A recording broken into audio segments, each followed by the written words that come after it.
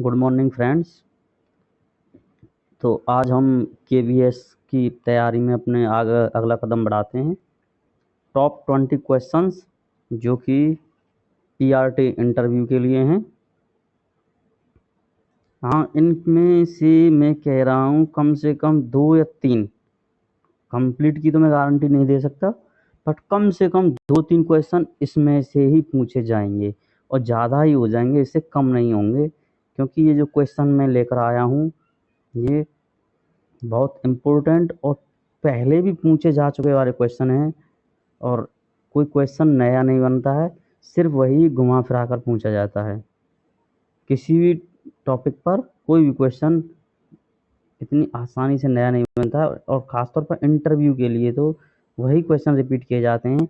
बस हमको उनको रिवाइज करना होता है, किस प्रकार से पूछ सकता है, रिवीजन करना होता है, इनको लर्न करना होता है। तो चलो हम बिना किसी देरी के स्टार्ट करते हैं। और ये सीरीज टॉप 20 क्वेश्चंस की, आप यदि इनमें से कम 15 प्लस क्वेश्चन याद करके चलें और इस प्रकार याद करें कि आपको कोई कभी भी पूछ ले मौजवानी आंसर दे पाएँ आप। तो आते हैं हम सबसे पहले कोर्स क्लासेस चैनल पर। आपका स्वागत है। जय हिंद। स्टार्ट करते हैं। पहला क्वेश्चन, आप स्पेशल एजुकेटर क्यों बनना चाहते हो? सबसे इम्पोर्टेंट क्वेश्चन है, आपने भी पहले सुना होगा या पढ़ा होगा कि इसी प्रकार के क्वेश्चन पूछे जाते हैं। तो आप स्पेशल एजुकेटर ही क्यों बनना चाहते हैं, एक नॉर्मल टीचर क्यों नहीं बनना चाहते? तो इसका हम आंसर किस प्रकार देंगे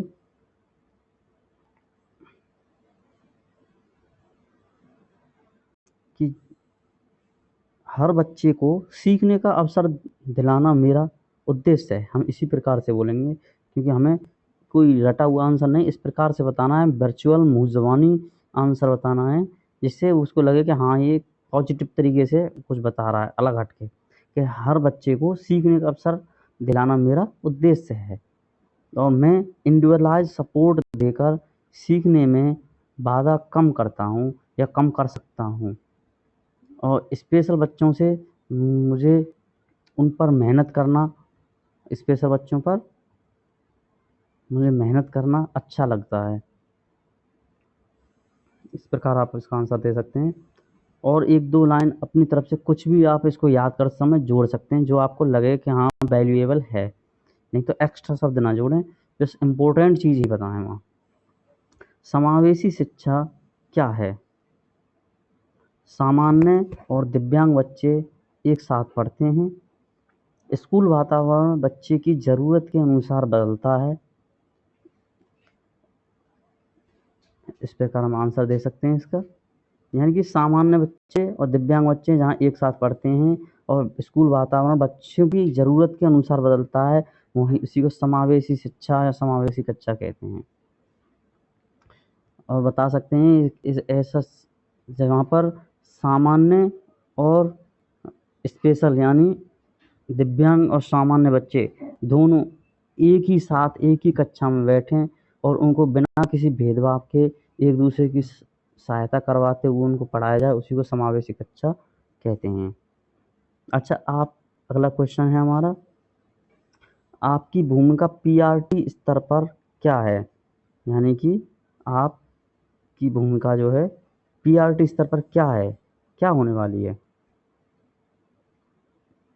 तो मैं बताऊंगा, अपना आंसर दूंगा, पढ़ने लिखने, गणित, अंग्रेजी, हिंदी पर ध्यान और व्यवहार में सहायता करना। यानी कि पढ़ने लिखने में, गणित में, ध्यान में व व्यवहार में और शिक्षा संबंधी समस्याओं को दूर करने में मैं सहायता करूँगा। और कक्षा शिक्षक के साथ मिलकर योजना बनाना, ये मेरी पीआरटी स्तर पर भूमिका है। ये बिल्कुल सिंपल और अच्छा आंसर होगा। ऐसा नहीं कि हम बच्चों को ड्रेस दिलवाएंगे और स्कूल में इस प्रकार से वो करेंगे, व्यवहार करेंगे, उनको क्वेश्चन याद करवाएंगे, ये हमारी भूमिका नहीं है। हमको किसी का प्रेशर नहीं डालना याद करने के लिए, सिर्फ उनको हेल्प करनी है, हम सहायक हैं, हम कोई याद कराने वाले नहीं हैं, सिर्फ हम कौन है, शिक्षक एक सहायक होता है। अगला क्वेश्चन है आईईपी क्या होता है, यानी कि इंडिविजुअलाइज्ड एजुकेशन प्रोग्राम क्या होता है। बच्चे के लिए तय लक्ष्य और रणनीति का व्यक्तिगत प्लान, इसमें बेसलाइन, बच्चे का गोल और मेथड और रिव्यू शामिल होता है। दोबारा रिपीट करता हूँ, आपसे पूछा जाएगा इंटरव्यू के दौरान आईईपी क्या होता है, आईईपी किसे कहते हैं, इस प्रकार से क्वेश्चन पूछा जाएगा तो आपको जवाब देना है बच्चे के लिए तय लक्ष्य, जो बच्चे के लिए लक्ष्य तय किया है उसकी रणनीतियों का प्लान बनाना, व्यक्तिगत प्लान बनाना, प्रत्येक बच्चे के अनुसार व्यक्तिगत प्लान बनाना।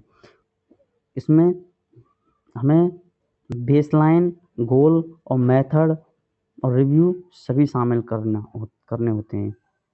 और आईईपी में और भी शब्द जोड़ सकते हैं कि यह प्रत्येक बच्चे का अलग अलग होता है।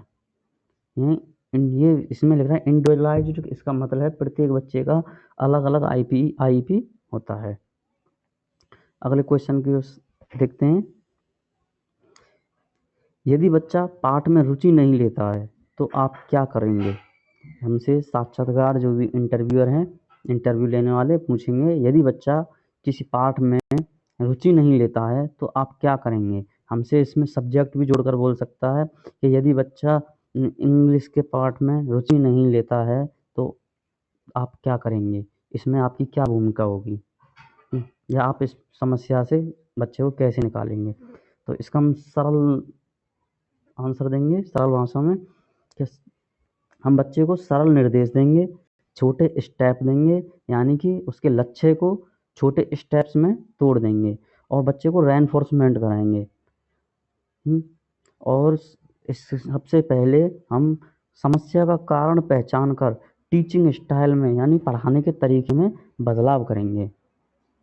हम इसी प्रकार से, जैसे आंसर मैंने लिख रखा है, इसी प्रकार से हमें आंसर देना है, कुछ हिंदी में कुछ इंग्लिश में, दोनों मिक्स, ताकि इंटरव्यूअर को लगे, साक्षात्कार को, इंटरव्यू लेने वाले को लगे कि ये इस पर इंग्लिश में भी आता है, यानी कि मिक्स लैंग्वेज हमें यूज लेनी है। ऐसी नहीं कि हम शुद्ध हिंदी यूज लें, सरल निर्देश, छोटे स्टेप, हमने बोल दिया छोटे स्टेप या स्मॉल स्टेप्स लेंगे, रेनफोर्समेंट यूज करेंगे और सिंपल निर्देश यूज लेंगे और बच्चे की समस्या का कारण पहचानेंगे और अपनी टीचिंग स्टाइल में कुछ चेंजिंग करेंगे या बदलाव करेंगे।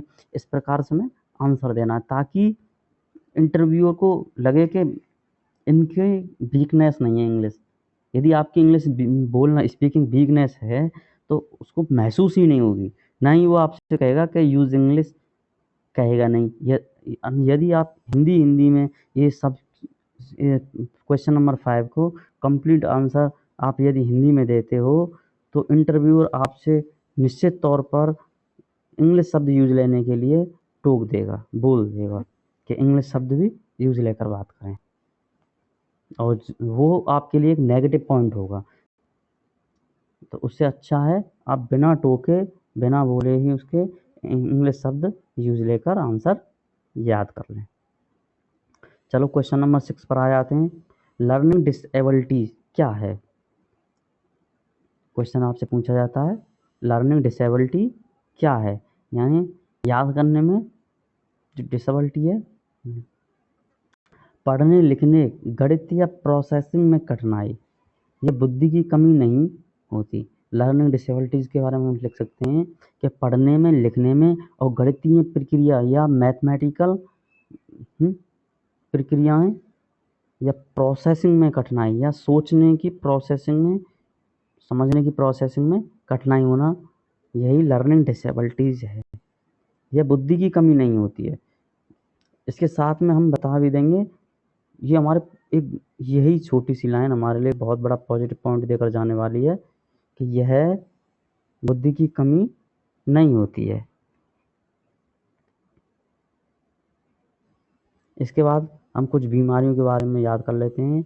बच्चों से संबंधित, जो शिक्षा से संबंधित है, जैसे डिसलेक्सिया की पहचान कैसे करेंगे, how to know, how to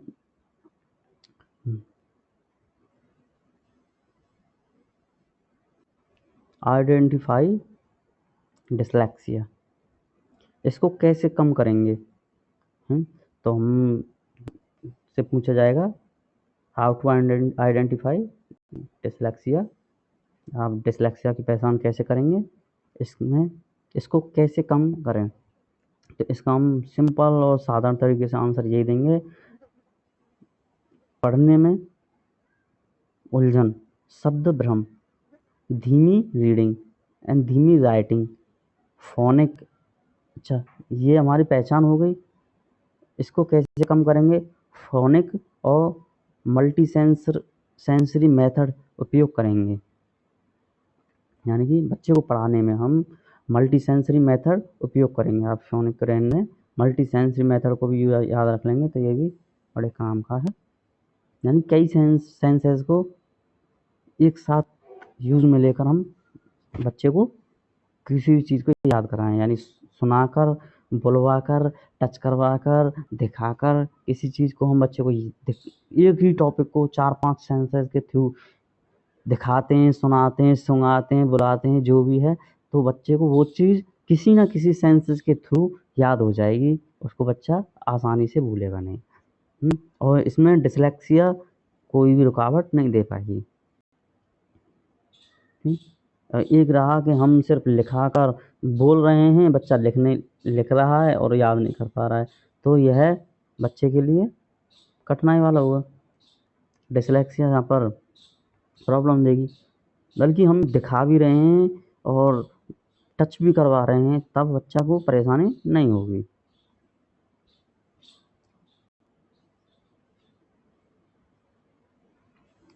अब आ जाते हैं डिस्ग्राफिया क्या है और सुधार क्या है, यानी कि हमारा अगला क्वेश्चन है डिस्ग्राफिया क्या है और क्या सुधार है इसके लिए।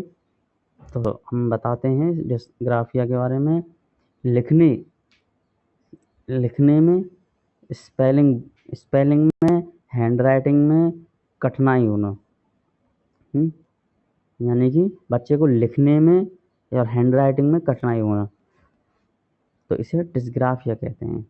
यानी कि जैसे कि डिस्ग्राफिया यानी कि कुछ शब्द दिखते नहीं हैं सही से, जैसे W और M में अंतर नहीं कर पाना, B, C और D में मिस्टेक कर जाना, यहाँ कुछ इस प्रकार के शब्द जो कि एक जैसे दिखते हैं, समथिंग मैच के हैं, तो उनमें बच्चा कंफ्यूज हो जाता है, देख नहीं पाता ढंग से उनको, तो इसे कहते हैं डिस्ग्राफिया।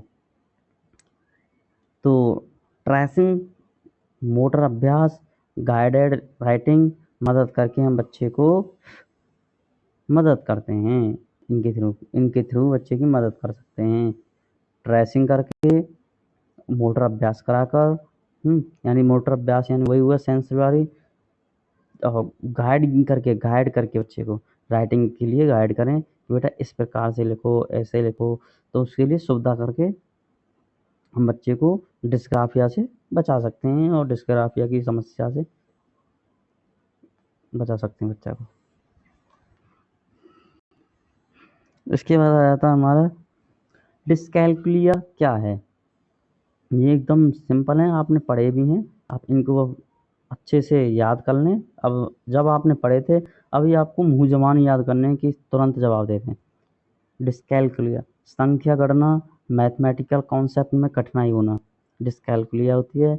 इसके बचाव, कॉन्क्रीट ऑब्जेक्ट्स और स्टेप बाय टीचिंग कराकर हम बच्चे को डिस्कैल्कुलिया से बचा सकते हैं। ऑटिज्म में क्लासरूम सपोर्ट कैसे देंगे, यानी ऑटिज्म का बच्चा है, उसमें क्लासरूम सपोर्ट किस प्रकार से देंगे हम बच्चे के लिए। तो रूटीन या विजुअल शेड्यूल और क्लियर इंस्ट्रक्शन देकर हम ऑटिज्म के बच्चे को क्लासरूम सपोर्ट दे सकते हैं। क्लासरूम सपोर्ट यानी सहायता कर सकते हैं, या ऑटिज्म सेंसरी ओवरलोड कम करेंगे, बच्चे के साथ हम सेंसरी ओवरलोड कम करेंगे। ऐसा नहीं बच्चा एकदम प्रेशर डाल दे जाए, ये भी याद करो, ये भी सुनो, ये भी देखो, सब कुछ नहीं, धीरे धीरे तो थोड़ा थोड़ा सेंसरी को लोड देकर बच्चे को हम थोड़ा बहुत दिखाकर और ब्रेक ले लेकर याद कराएंगे। इसके बाद आ जाते हैं हम सब इम्पोर्टेंट, जो कि पहले भी पूछा गया और आपके एग्ज़ाम में भी पूछा गया, ADHD वाले बच्चे की ये क्या रणनीति होगी। ADHD वाले बच्चे के लिए क्या रणनीति होगी हमारी।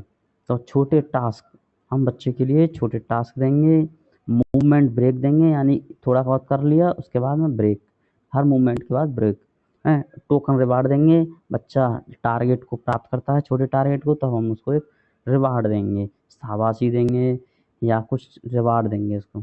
सीट अच्छा अरेंजमेंट भी करेंगे बच्चे के लिए, और क्लियर बाउंड्रीज रखेंगे, यानी बच्चे को क्लियर बाउंड्री इतना ही करना है, ये नहीं कि नहीं यहाँ से यहाँ तक आज ही खत्म करवाना है बच्चे के साथ और कंप्लीट टॉपिक ही बच्चे को आज ही रट देना है, तो ऐसा नहीं करेंगे। ADHD वाले बच्चों के लिए क्या रणनीति होंगी, जो मैंने दिखा रहा हूँ, छोटे टास्क होंगे बच्चे के लिए, मूवमेंट में ब्रेक देंगे, टोकन रिवार्ड देंगे और सीट अरेंजमेंट करेंगे बच्चे की, यानी कि सीट उसी हिसाब से लगाएंगे कि कक्षा में, और क्लियर बाउंड्रीज रखेंगे बच्चे के लिए। मैं कह रहा हूँ भाई फ्रेंड्स कि इनमें से कम 2-3 क्वेश्चन तो आपके KVS इंटरव्यू में 100% पूछे जाने हैं। ऐसा नहीं है कि सिर्फ याद कर लें, क्योंकि ये ऐसे क्वेश्चन हैं जो हमें क्लासरूम में फेस करने हैं। ये समस्याएं हैं जो भी हैं, डिस्कैल्कुलिया, डिसलेक्सिया, डिस्ग्राफिया, ये हमें क्लासरूम में मिलेंगी। बच्चों के साथ ये परेशानी, तो उनको हमें किस प्रकार से हैंडल करना है, ये हमें अभी से दिखाना है, बताना है। बिहेवियर मैनेजमेंट कैसे करेंगे, यानी कोई बच्चे का व्यवहार गलत है, कोई बच्चा गाली गलौज कर रहा है या लड़ रहा है या क्लास में ध्यान भटका रहा है, कोई बच्चा किताबों को फाड़ रहा है या दूसरों को पीट रहा है पहले से, तो इस प्रकार के व्यवहार को हम किस प्रकार से हैंडल करेंगे बच्चों के। सकारात्मक रेनफोर्समेंट देंगे सबसे पहले, कंसिस्टेंसी बनाएंगे बच्चे की, सिंपल रूल्स रखेंगे बच्चों के लिए कि बेटा इस प्रकार से रहो, इस प्रकार से करो, ये करो। पनिशमेंट से पहले कारण समझेंगे और कारण समझकर उसको समाधान करेंगे, और पनिशमेंट में हम बच्चे पर हाथ वगैरह नहीं उठाएंगे, सिर्फ उसको समझाएंगे या उसी फील्ड का पनिशमेंट देंगे जिससे बच्चे में सुधार आ जाए। जैसे बच्चा इधर उधर भटक रहा है बार बार, तो हम उसको ध्यान लगाने के लिए कि बेटा बोर्ड पर ध्यान देना है, तो मैं जो पढ़ा रहा हूँ मैं तुमसे यहाँ से पूछूंगी, या उसी को पनिशमेंट यही है कि तुम पढ़ा रहे हो बीच बीच में से उससे पूछते जा रहे हो, यही उसके लिए रेनफोर्समेंट भी हुआ और यही उसका पनिशमेंट हो गया। बिहेवियर मैनेजमेंट इस प्रकार से करेंगे हम। नेक्स्ट क्वेश्चन देखते हैं,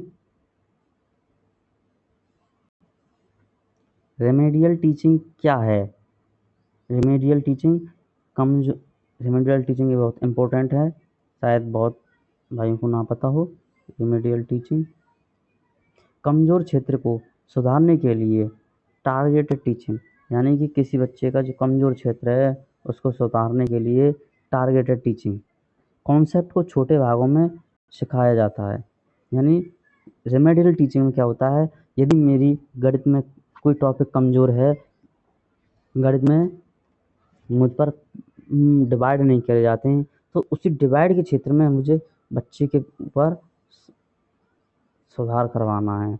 किसी बच्चे पे, मेरा बच्चा है जिसकी डिवाइड में भाग देने में बहुत समस्या आती हैं, वह समाधान नहीं कर पा रहा है, जोड़ घटा गुणा यानी ऐड सब्ट्रैक्ट और मल्टीप्लिकेशन अच्छे से कर लेता है, वह डिवाइड करने में बहुत ज़्यादा समस्या महसूस करता है, तो हम उसके लिए क्या है, हमारा टारगेट रहेगा डिवाइड सिखाना बच्चे को, और डिवाइड को किस प्रकार से सरल किया जाए उसके लिए हमें रणनीति बनानी है, किस प्रकार से सिखाया जाए, उसको टीचिंग की स्टाइल बदलनी है डिवाइड सिखाने की, तब सिखाना है बच्चे को, और कॉन्सेप्ट को छोटे भागों में सिखाना है। जिस कॉन्सेप्ट सिखाएंगे हम उसको छोटे छोटे भागों में बांट कर सिखाएंगे। असेसमेंट कैसे करेंगे, यानी कि क्लास में असेसमेंट कैसे करेंगे, और असेसमेंट करने के लिए हमें क्या करना होगा ये बताना है। सबसे पहले हम क्या ऑब्जर्वेशन करेंगे, फिर क्लास वर्क करेंगे यानी क्लास में बच्चों के ऊपर वर्क करेंगे और रेस्पॉन्स मुँह ज़बानी पूछ कर रेस्पॉन्स लेंगे, क्या है, किस प्रकार का है बच्चा है, और उनकी वर्कशीट देखेंगे, चेकलिस्ट चेक करेंगे, चेकलिस्ट बनाएंगे और चेक भी करेंगे। अगर पुरानी चेकलिस्ट है तो उसे चेक करेंगे। इन सभी के थ्रू हम असेसमेंट करने वाले हैं क्लास में। और प्रोग्रेस को रेगुलर रिकॉर्ड करेंगे, यानी कि एक चेकलिस्ट में या उसकी आईपी फाइल में जहाँ पर भी हमने बच्चे का डाटा लिख रखा है उसमें हम उसकी प्रोग्रेस को जितनी भी प्रोग्रेस की है उसका रिकॉर्ड करेंगे, लिखेंगे, और ताकि उसका टाइम टेबल बना रहे कि हमें कब उसको रिपीट कराना है और कब उसको आगे बढ़ाना है। ये क्या है, असेसमेंट का तरीका है हमारा। Observation, class work, oral response, हाँ, वर्कशीट, चेकलिस्ट, प्रोग्रेस को रेगुलर रिकॉर्ड करेंगे। इसके साथ हम आते हैं अगले क्वेश्चन पर।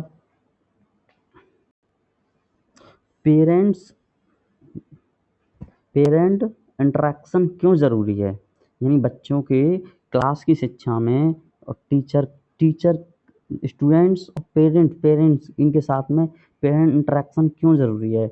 घर और स्कूल के बीच कंसिस्टेंसी बनती है और चाइल्ड सपोर्ट तेज़ होता है, यानी पेरेंट इंटरेक्शन करने से हम बच्चों के बारे में जानकारी प्राप्त होती है। सबसे पहले तो बच्चे की रियलिटी जो हमें मालूम होती है कि किस प्रकार का है, क्या बिहेव है उसका पढ़ने में, कितना इंटेलिजेंट है, क्या समस्या बताता है, और घर और स्कूल के भी कंसिस्टेंसी बनती है।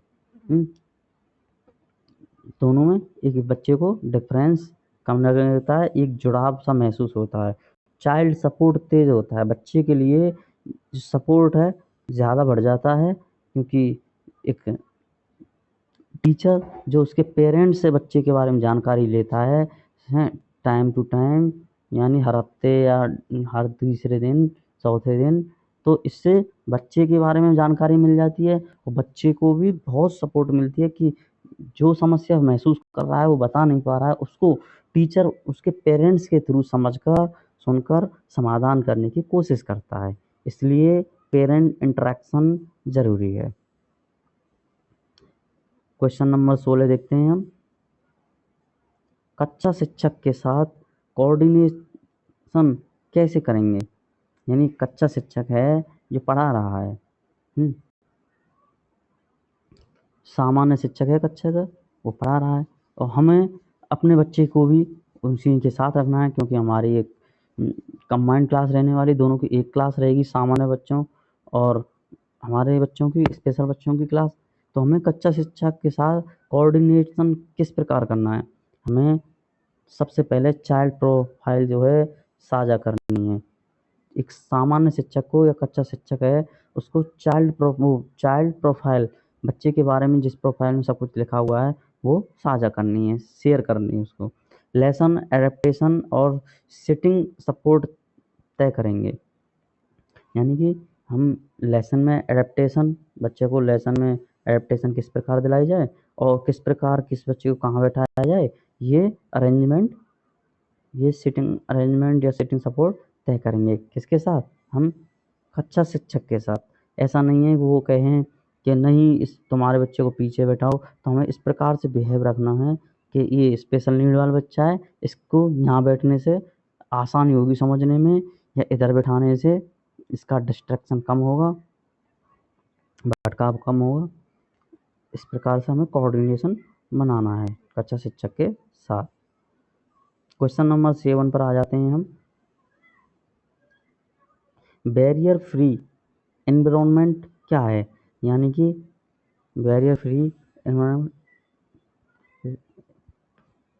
एनवायरनमेंट क्या है, ऐसा वातावरण जहाँ बच्चा बिना रुकावट सीख सके।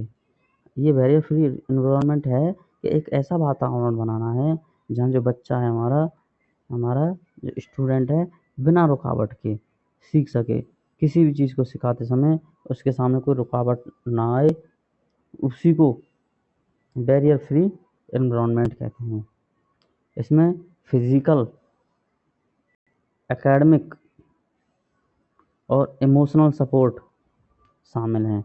बच्चे की क्या है, बच्चे का फिजिकल यानी शारीरिक, और एकेडमिक यानी शिक्षा, और इमोशनल सपोर्ट शामिल हैं। किसमें, बैरियर फ्री एनवायरनमेंट में। बच्चा इसमें एक्टिव होता है और उसको क्लास की जो नॉलेज है उसका यूज लिया जाता है, और इमोशनल सपोर्ट होती है, बच्चे के साथ इमोशनली जुड़ा जाता है।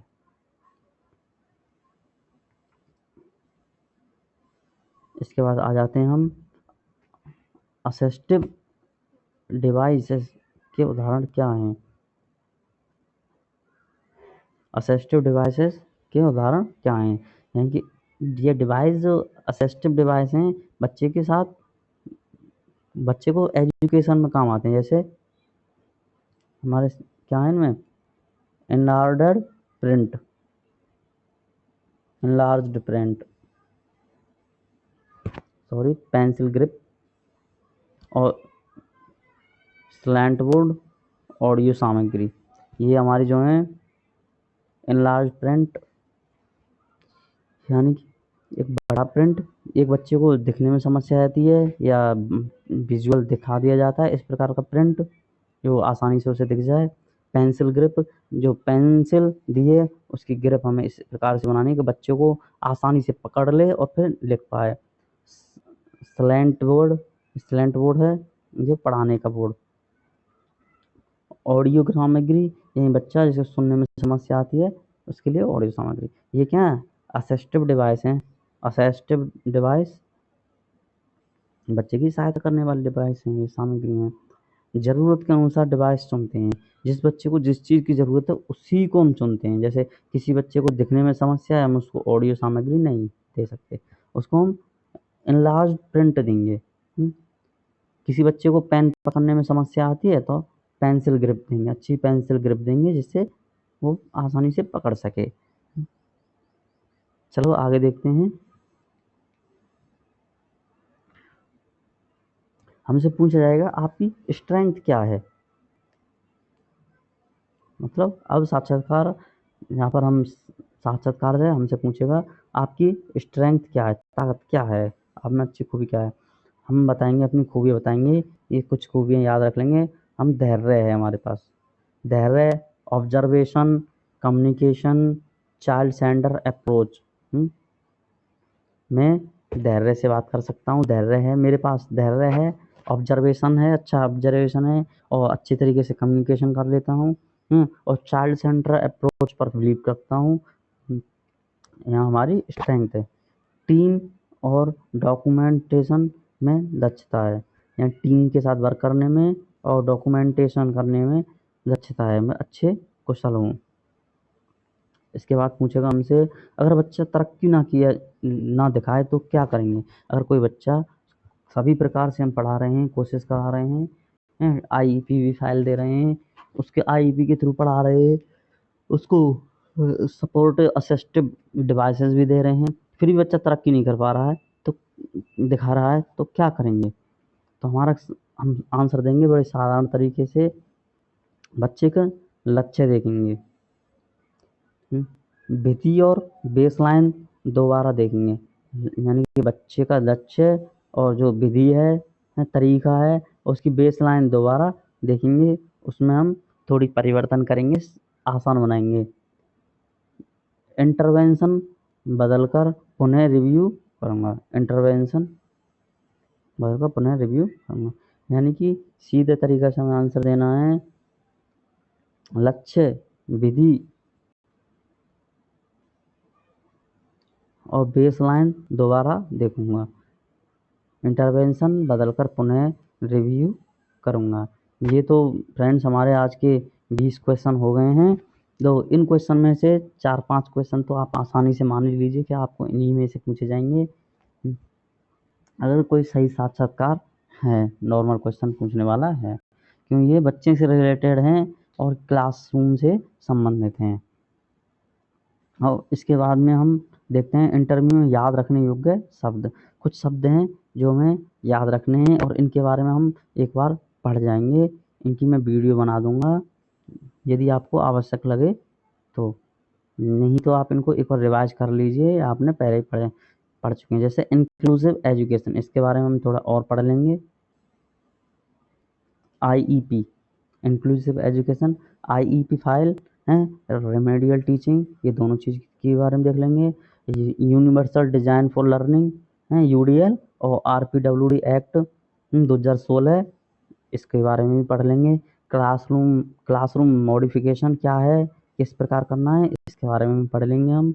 हमें इनके बारे में एक बार ज़रूर पढ़ना है, क्योंकि ये शब्द बड़े इम्पोर्टेंट हैं, ये टॉपिक हैं। अच्छा, कुछ कानून और समावेशन, हमारे पास जो बच्चों से संबंधित, शिक्षा से संबंधित कानून हैं, उनके बारे में पढ़ेंगे। जैसे कि हमें इतना तो ध्यान रखना है, और हम पढ़ लेंगे। RTE एक्ट 2009 6 से 14 वर्ष के बच्चों को शिक्षा का अधिकार दिलाता है। हमें याद रखना है, RTE एक्ट 2009 क्या है, 6 से 14 वर्ष के बच्चों के लिए शिक्षा का अधिकार दिलाता है। और RPWD एक्ट 2016 दिव्यांग बच्चों के लिए अधिकार दिलाता है, समान अवसर दिलाता है, बिना भेदभाव के। इंक्लूसिव एजुकेशन के बारे में पढ़ लेंगे। बच्चा स्कूल में रहे, अलग थलग ना हो, ज़रूरत के अनुसार सपोर्ट मिले, इसको हम इंक्लूसिव एजुकेशन कहते हैं। UDL के बारे में, एक ही पाठ को अलग अलग तरीक़ों से पढ़ाना, दृश्य श्रव्य गतिविधि आधारित, यानी ताकि सभी बच्चे उसी पाठ्यक्रम से आसानी से सीख जाएँ। और IEP के बारे में, छात्र की ज़रूरत, लक्ष्य, रणनीति, मूल्यांकन का लिखित प्लान बनाना, यानी कोई छात्र है, IEP का क्या है हमारे, कोई स्टूडेंट है, उसकी छात्र की ज़रूरत और लक्ष्य, उसका लक्ष्य जो है, और उसकी रणनीति और मूल्यांकन का लिखित प्लान बनाना, यही हमारी IEP कहलाती है। तो इसी के साथ हम वीडियो को समाप्त करते हैं, अगली वीडियो लेकर आएंगे। अच्छा, आप इनको बिल्कुल गहनता के साथ और इस प्रकार याद कर लें कि आप इनको वर्चुअली बोल पाएँ, किसी के सामने बोल सकें। कोई आपके सामने पूछे, आपका भाई बहन, तो आप इसका आंसर बिल्कुल आसानी से दे सकें, इंग्लिश शब्दों को यूज़ लेते हुए। वीडियो को लाइक कीजिए, सब्सक्राइब कीजिए इस चैनल को, और अच्छी लगे तो कमेंट ज़रूर कीजिए, ताकि मुझे मोटिवेशन मिले और मैं आगे वीडियो बना कर लाऊँ आपके लिए। थैंक यू, धन्यवाद, जय हिंद।